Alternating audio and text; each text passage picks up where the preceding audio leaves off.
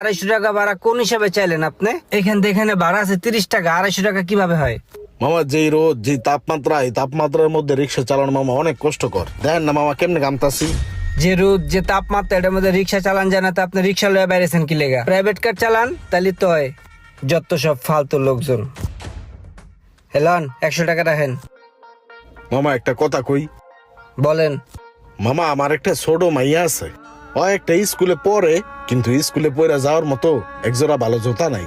ওর ক্লাসে যারা একসাথে পড়ে, ওর এই জুতার লেগা অনেক শরম দেয়। আপনি যদি একটু সার্বিক সহযোগিতা হইছে, করতেন। চুপ করেন। এই তো আসল রূপ বাইরে আইছে। আপনার এই বেশ দেখে আমার প্রথমেই সন্দেহ হয়েছিল যে আপনি রিক্সাওয়ালা না, আপনি ধান্দাবাজ। আর টাকা দেখে এই ধান্দার কথাটা মুখ দিয়ে বাইর করলেন। আপনার মায়ের স্কুলে পড়াইবেন, আপনার মায়ের জুতা কিনে দেবেন, মায়ের এইটা দিবেন ওইটা দিবেন। এসব ধান্দাবাজি আমার লগে চলবো না।